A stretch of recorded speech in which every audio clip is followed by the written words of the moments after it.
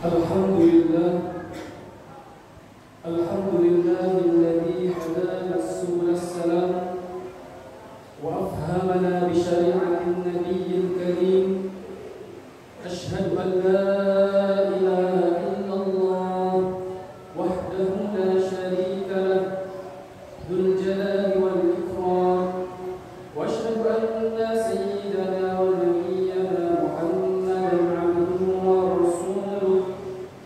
Allahumma salli wa sallim wa barik ala sayyidina Muhammad wa ala alihi wa ashabihi wa tabi'ina bi ihsan ila yaumiddin. Amma ba'd. Fa ya ayyuhal ikhwan, usikum wa nafsi bi taqwallah wa ta'atihi la'allakum tuflihun. Wa qala Allah ta'ala fil Qur'anil Karim: A'udzu billahi minasy syaithanir rajim. Bismillahirrahmanirrahim. Ya ayyuhalladzina amanu taqullaha wa qulu qawlan sadida yuslih lakum a'malakum wa yaghfir lakum dhunubakum. Wa man yuti'illaha wa rasulahu faqad faza fawzan 'azima. Wa qala ta'ala: Ya ayyuhalladzina amanu taqullaha haqqa tuqatih wa la tamutunna illa wa antum muslimun. Shadaqallahul 'azim. Ma'asyiral muslimin, jemaah Jumat rahimakumullah. Mengawali khutbah yang singkat ini, khatib berwasiat terlebih khusus kepada diri pribadi, juga kepada jemaah sekalian. Marilah kita sama-sama untuk senantiasa berusaha meningkatkan ketakwaan dan keimanan kita kepada Allah Subhanahu wa Ta'ala. Takwa dalam arti menjalankan semua kewajiban dan menjauhkan diri dari segala yang dilarang dan diharamkan Allah Subhanahu wa Ta'ala. Ma'asyiral muslimin, jamaah rahimakumullah, sudah banyak ulama menyatakan bahwa setiap doa itu pasti dikabulkan oleh Allah Subhanahu wa Ta'ala. Hal ini berdasarkan penafsiran mereka terhadap Al-Quran surat Al-Mu'min ayat 60. Ud'uni astajib lakum, yang artinya berdoalah kepadaku, niscaya akan kuperkenankan bagimu. Namun di sisi lain juga para ulama sering berbicara tentang hal-hal yang dapat mengakibatkan tertolaknya doa. Sebagaimana Rasulullah sendiri pernah mengatakan bahwa sesungguhnya Allah tidak akan mengabulkan doa dari orang yang hatinya lalai kepada Allah Subhanahu wa Ta'ala. Artinya, tidak setiap doa pasti dikabulkan oleh Allah Subhanahu wa Ta'ala karena ada sebab-sebab tertentu yang menghalanginya. Sehubungan dengan ini, Alamah Sayyid Abdullah bin Alawi Al-Hadad dalam kitabnya yang berjudul Nafaisul Uluhiyah fi Masail As-Sufiyah menjelaskan ada 5 perkara yang dapat menghalangi terkabulnya doa kita untuk sampai kepada Allah Subhanahu wa Ta'ala. Yang pertama ialah yang dapat menghalangi terkabulnya doa kita memakan makanan haram dan mengenakan pakaian haram. Dalam ajaran agama Islam, makanan dan pakaian yang kita konsumsi serta kita gunakan, khususnya umat Islam, tidaklah bersifat bebas, melainkan harus selektif, yakni halal sesuai perintah Allah Subhanahu wa Ta'ala. Darah dan daging kita berasal dari apa yang kita makan. Kenapa kita harus memakan makanan yang halal? Sebab apabila kita memakan makanan yang haram, lalu makanan haram itu menjadi darah daging kita, maka akan dapat mempengaruhi hati kita, dan yang akan timbul dalam keseharian kita adalah energi negatif dan perilaku yang buruk. Bahkan doa orang yang darah dan dagingnya berasal dari rezeki yang haram akan menghalangi doa itu untuk sampai kepada Allah Subhanahu wa taala. Demikian pula apabila pakaian kita merupakan barang haram, maka Allah akan menolak doa itu. Oleh karenanya, siapapun yang menginginkan doanya diterima oleh Allah Subhanahu wa taala, maka hendaklah ia menjauhkan diri dari mengonsumsi dan memakai barang-barang haram, baik haram karena zatnya atau karena proses mendapatkannya.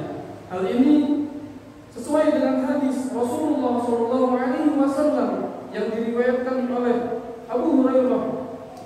Tsumma dzakara rajulu yuqilu safar ash'asha al-bar yamuddu yadayhi ila as-sama ya Rabb ya Rabb wa mat'amuhu haram wa mashrabuhu haram wa malbasuhu haram wa ghudhiya bil harami fa anna yustajabu lidzalika.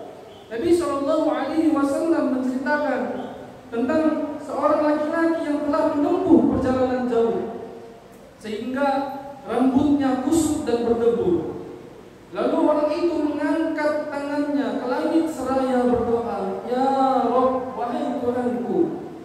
Padahal makanannya dari barang yang haram, minumannya dari yang haram, pakaiannya dari yang haram, dan diberi makan dari yang haram. Maka bagaimanakah Allah akan mengabulkan doanya?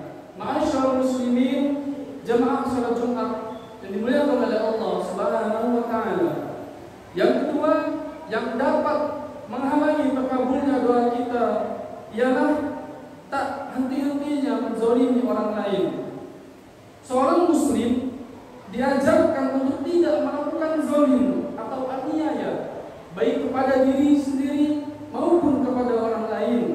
Bahkan Allah Subhanahu wa taala akan memberi azab bagi orang yang zalim, sebagaimana telah ditegaskan dalam Al-Qur'an, wa may yadhlim minkum nudhiqhu 'adzaban kabira.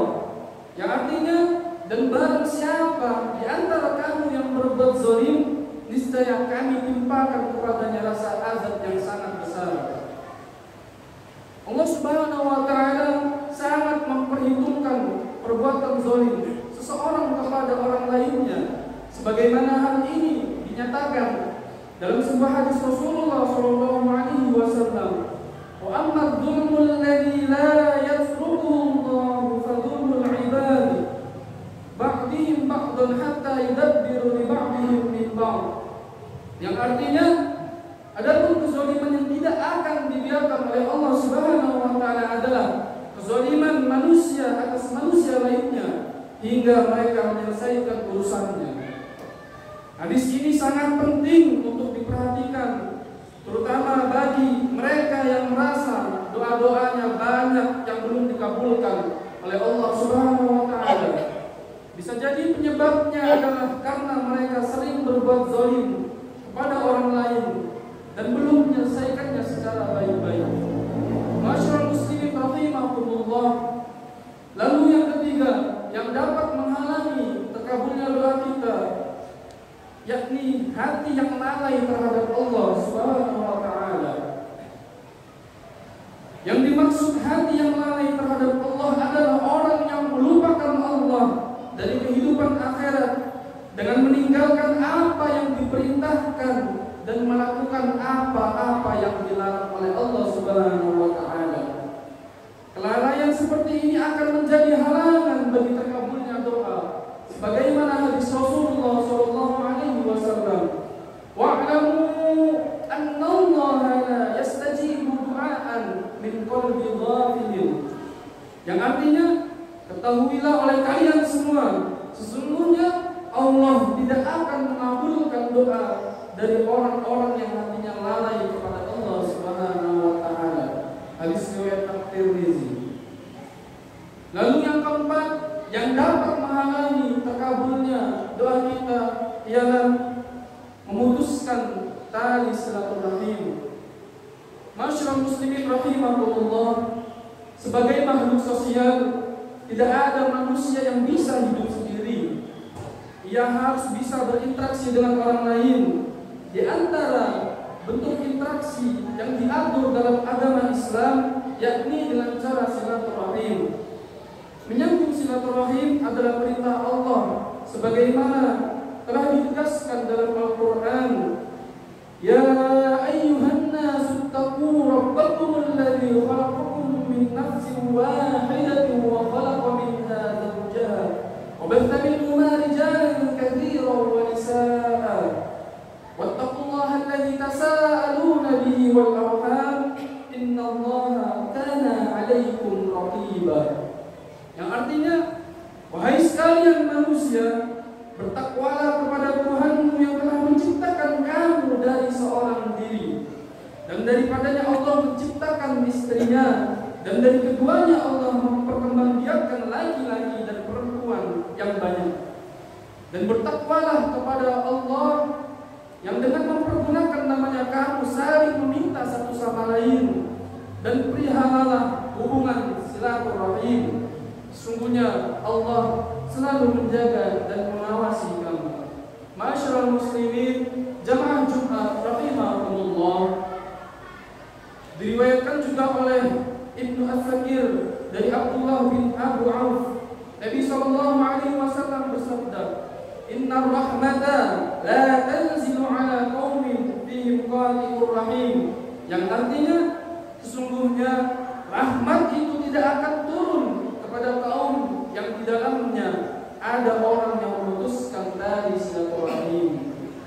Oleh karena itu, orang-orang yang memutus silaturahim sama saja dengan orang-orang yang lalai terhadap perintah Allah Subhanahu wa taala. Dengan demikian, doa-doa mereka kepada Allah terkendala oleh persoalan tali silaturahim ini.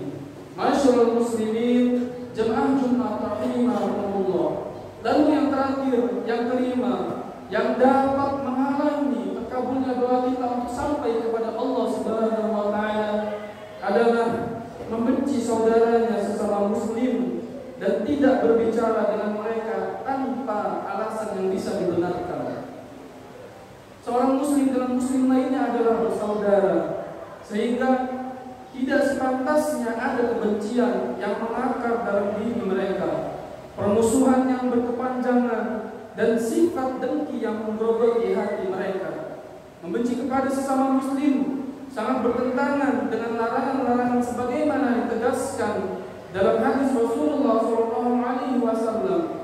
La tabaghadu wa la tahasadu wa la tadabaru wa kunu ibadallahi ikhwana wa la yahillu li muslimin an yahjura akhahu fawqa thalathi layalin.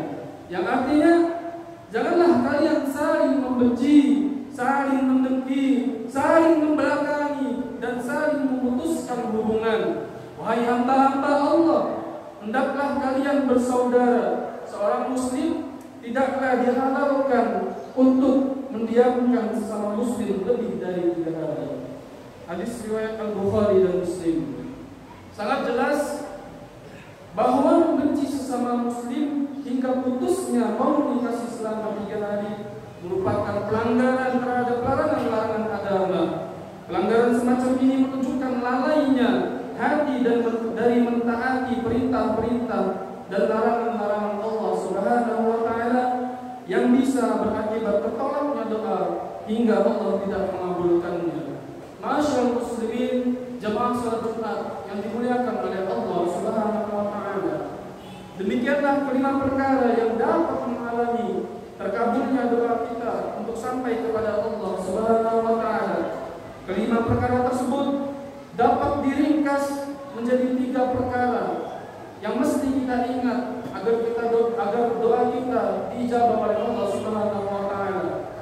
Yang pertama, sisi lahir dan batin seorang yang kotor. Lalu yang kedua, buruknya hubungan seseorang dengan Allah karena rendahnya ketakwaan akibat hati yang lalai. Lalu yang ketiga, buruknya hubungan seseorang dengan sesama manusia karena seringnya melakukan kezaliman dan penuh kebencian.